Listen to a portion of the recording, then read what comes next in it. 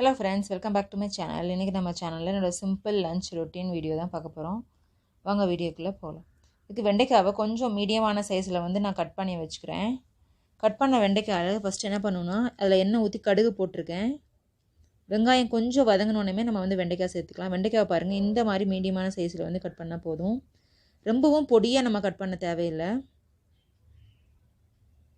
இந்த மாதிரி ஃபுல்லா போட்டுட்டு கொஞ்சம் வதங்கணும். வதங்குற டயத்துல நம்ம உப்பு சேர்க்கணும். கொஞ்சம் நேரம் அப்படி வதக்கனோனே நம்ம உப்பு சேர்த்துட்டோம்னா அது நல்லா சீக்கிரமா வதங்க ஆரம்பிச்சிடும் உப்பு சேர்க்கறப்போ.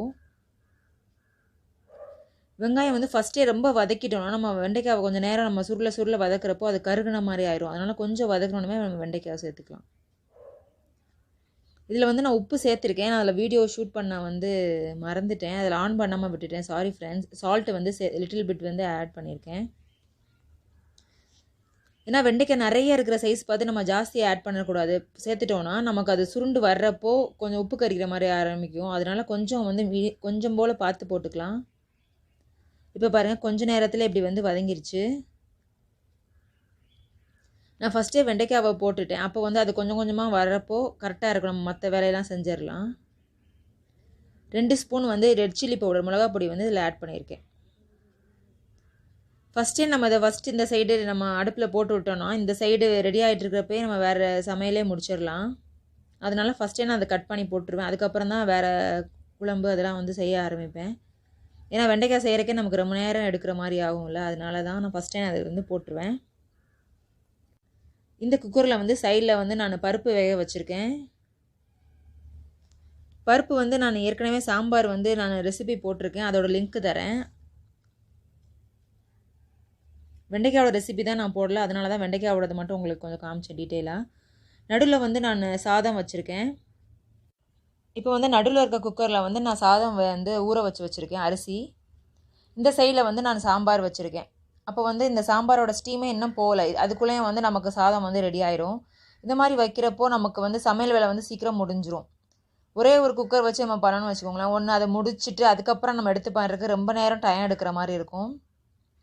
இந்த சைடு இப்போ சாம்பார் ரெடி ஆயிடுச்சு. வெண்டைக்காயும் வதக்கவும் சீக்கிரமாகவே ரெடி ஆயிடுச்சு.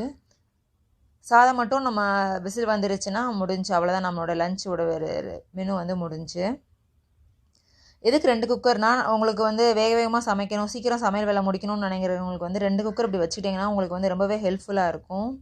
எனக்கு மார்னிங்லாம் ஒரு குக்கரில் நான் ரைஸ் வைக்கிறப்போ இன்னொரு குக்கரில் ஏதாவது கிரேவிக்கு சுண்டல்லாம் வேக வச்சுப்பேன். அப்போ எனக்கு ரொம்பவே ஈஸியாக இருக்கும். அதான் அவங்களோட ஷேர் பண்ணுறேன். இப்போ என்ன பண்ணேன்னா நான் ஒரு காய் தான் வச்சுருக்கேன். வெண்டைக்காய் எவ்வளோ பண்ணாலும் நமக்கு அது ரொம்பவே கம்மியாயிரும்ல. அதுக்கு தான் நான் கேரட்டும் துருகி வச்சுருக்கேன். ஸோ நமக்கு அது 2 வெஜிடபிள்ஸ் சேர்த்த மாதிரி இருக்கும். இப்போ ஒரு காய் கொஞ்சம் நம்ம ஒரு காய் இருக்கப்போ இன்னொரு காய் செய்ய முடியலை அப்படின்றப்போ நம்ம இந்த மாதிரி துருகி கூட வச்சுக்கலாம். இதில் குக்கும்பர் கூட சேர்த்துக்கலாம். நான் ராவா அப்படியே துருகி வச்சுருக்கேன். அந்த மாதிரி வைக்கிறப்போ ஒரு 4 பேத்துக்குனா 4 கேரட் இந்த மாதிரி துருகி வச்சுக்குவேன். பொரியல் மாதிரி செய்கிறப்ப தான் நான் ரொம்பவே நிறையா செய்வேன். ஏன்னா அது கொஞ்சம் தான் சாப்பிடுவாங்க இந்த மாதிரி செஞ்சால். நம்ம வதக்கிலாம் பண்ணுறதுக்கு பதிலாக இந்த மாதிரி இருக்கிறது எங்கள் வீட்டில் இருக்கவங்களுக்கு ரொம்ப பிடிக்கும். ஸோ ஏதாவது ஒரு 2 காய் நமக்கு சேர்க்கறதுக்கு ஈஸியாக இருக்கும்னு அந்த மாதிரி செஞ்சுருக்கேன். இவ்வளோதான் ஃப்ரெண்ட்ஸ் என்னோட லஞ்ச் மெனு. இது உங்களுக்கு பிடிச்சிருக்கும்னு நினைக்கிறேன். இந்த லஞ்ச் ரொட்டீன் நானும் ரொட்டீன் வீடியோ போடுவேன்ற மாதிரி தான் போட்டிருக்கேன். ஸோ ரொம்ப பெரிய விஷயம்லாம் அதில் நான் ஷேர் பண்ணல.